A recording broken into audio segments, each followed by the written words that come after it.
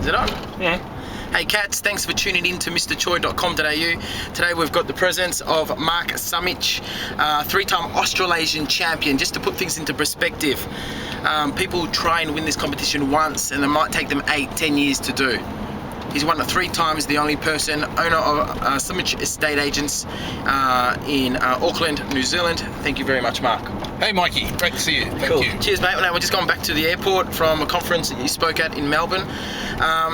2 things that I wanted to talk about today. One is real life and one is auction comp. So we'll talk real life first. What's your opinion? Can any property be auctioned or do they have to be auctionable? No, the property does not have to be auctionable. The owners have to be auctionable. It's as simple as that. And what makes an owner auctionable? Well, somebody who wants a result. Somebody who's prepared to put some hurt money down and advertise their property. You got that today, I saw you write that down. Money. Yeah, I love the hurt money. A bit of hurt money so that they're serious sellers. They're not just doing it for fun. If they want to get a valuation, go and pay a valuer. Yeah. If they want to waste an agent's time, then don't use me. Okay. They pay me an auctioneering fee, that's fine, but I don't take much solace from that. You know, I'm interested in achieving a result for everybody. So it's not the property, it's the owner. The owner, yeah. In terms of the auctioneer, I don't know what's like where you are in Auckland, but we don't need to have a license. We don't even need any training. You can just go out there and auction a property. What are your thoughts on that? Or we're the same actually. If you're a licensed agent in Auckland, you can call auctions. Yeah. Look, I'm not saying it's that you need a rocket science degree, but there should be a degree of standard which you need to meet, and I think it's a weakness in both our systems. The reality is that once you've done one and showed people that you're no good, you won't get employed again. So there is that. Yeah. But I never like to write off a complete rookie, but yeah, I think we need a standard alteration there so that there is a lowest common denominator which is acceptable. Yeah, I agree. You're selling someone's most expensive asset. So, and sorry about Harry's driving. Today's a bit bumpy. Aaron's done a pretty good job though with his biceps there. In terms of putting a property on the market, when do you think you should put a property on the market? Once you hit the reserve, or what's your thoughts? When do you put a property on the market? Well, that's where an experienced auctioneer can help you quite a bit. Momentum is a very powerful ally for an auctioneer and for a vendor. If you've got momentum, don't disrupt that by saying, oh, sorry, hello, I was supposed to do a handstand here, it's on the market. No, that's not required. You can use your skills and let the property proceedings and the numbers rise until maybe you identify it as the right time to go, look folks, I have breaking news at this level, property is now for sale, as opposed to jumping in straight away. But you talk about trial closing and then doing it, don't you?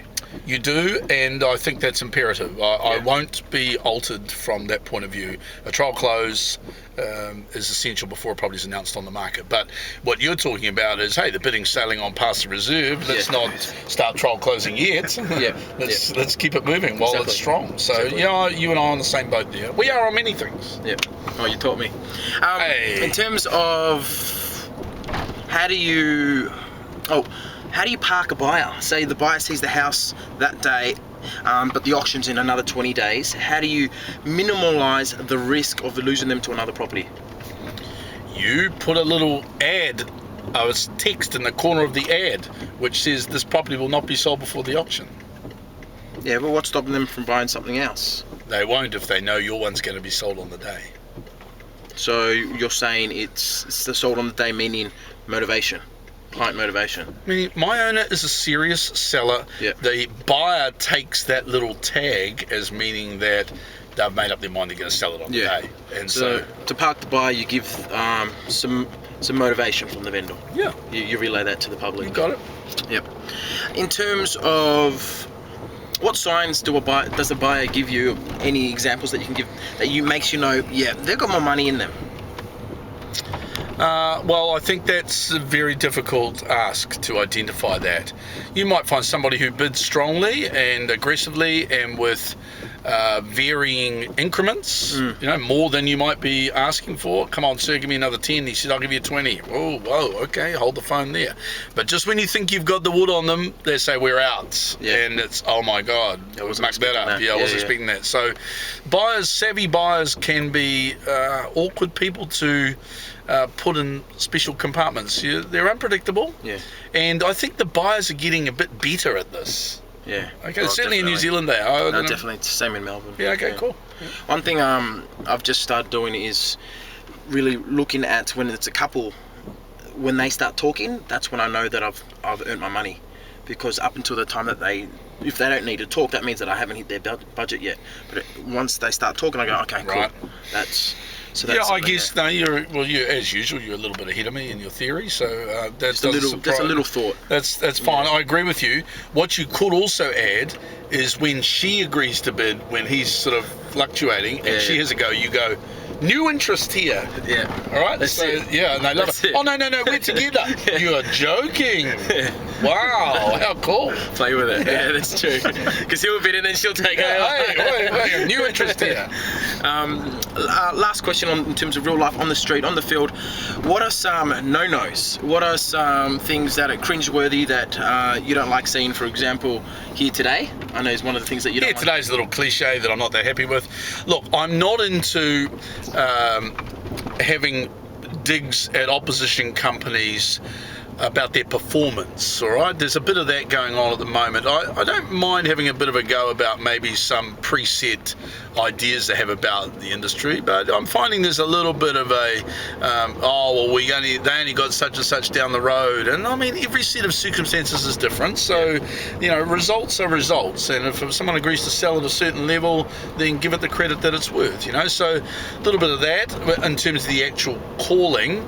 But the cliches that are in there, I'm not into the repetition of the numbers and tedious nothings. I think when you say repetition of the numbers, can you explain that too? Okay, well, when an auctioneer is just yelling out the bids at 525,000, they're going 525, 525, I'm bid 525 and 525. I'm interested in exploring where you want the bidders to go to rather than just expressing the current bid all the time. That's from a pure auctioneering point of view. I'm finding that quite frustrating. So you're talking about the A, B, and the C. A number is the current bid, B's the increment, and C's where you want it to go. I want more B's and C's. That's a problem Australia-wide, I'm finding, with auctioneers. So from that point of view, I'm looking for more of that. I'm also looking for the individuality of the auctioneer to come through, their point of difference and their specialties, their prowess, and some new words. There's lots of words in the dictionary. When I had a look, let's hear some of them, and widen the horizons. Let's not limit ourselves to this tiny little corridor of a few words. Yeah, beautiful. Well, ladies and gents, Mark Sumich, thank you. Hey, nice one.